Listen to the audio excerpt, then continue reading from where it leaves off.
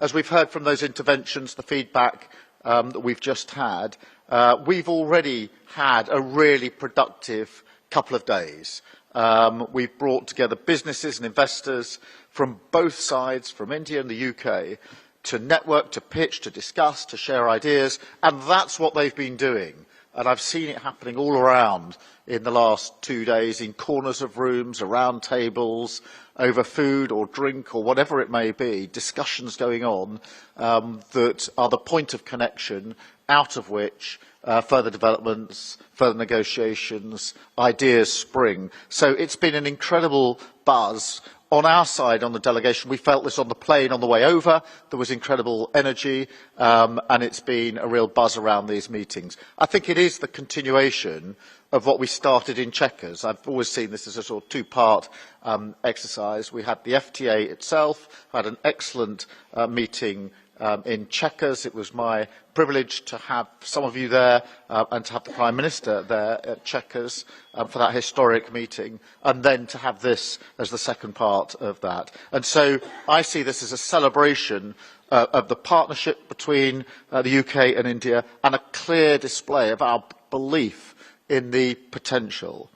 And I think I have to reference the diversity of the delegations, particularly on my side, because we've got diversity within the pure business side. We've got huge, really important businesses and investors amongst the key businesses investors when it comes to our relationship with India, and iconic businesses. We've got medium-sized businesses, smaller businesses, but we've also got huge talent and experience across in finance, in sport, in tech, in manufacturing. And whilst we've been here, we've been able to do deals on films. Yesterday I saw the Premier League doing their coaching training that's going to go out across the whole of India. I think all of this shows that this is not a narrow enterprise around just one or two sectors. It's a much broader ambition than that. So what an incredible foundation we have to build on.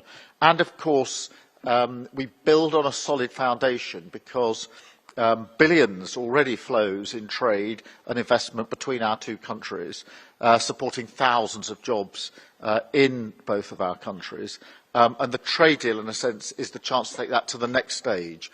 And the trade deal, as I've said a number of times over the last 2 days, is, of course, the writing, what's written down, what that will mean for reducing barriers to trade, whether it's tariff or other barriers.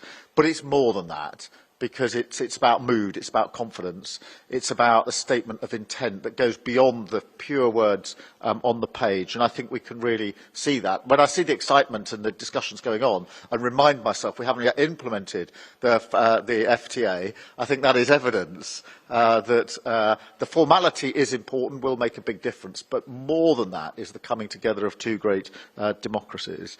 So, in the 3 months since we actually signed that back in Chequers, we've seen a £6 billion boost in trade and investment. That's on top of the increased numbers over the last year already, and the great ambition we have to go further, which I believe we can do as we go on down this road. It includes Rolls-Royce, of course, agreeing huge new contracts with major Indian airlines. Today we're announcing new investments from Revolut and Tide, and exactly these sort of connections we're trying to build.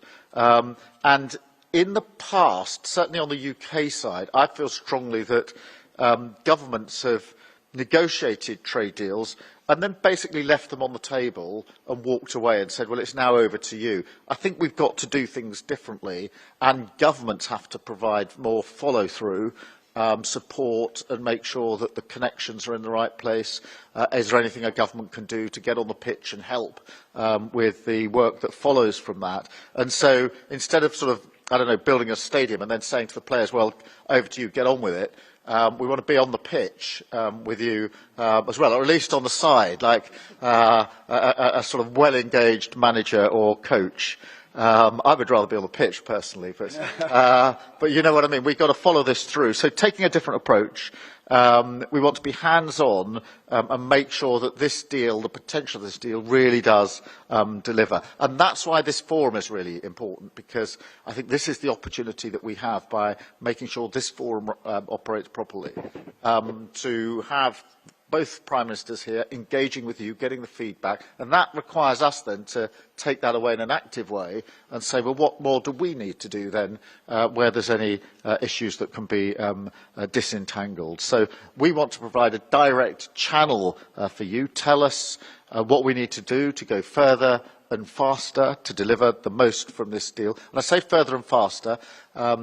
All good ideas still get bogged down in the frustration of delay, and we have to unpick that delay. The world moves much more quickly now than it did in the past, and governments need to keep up with that pace.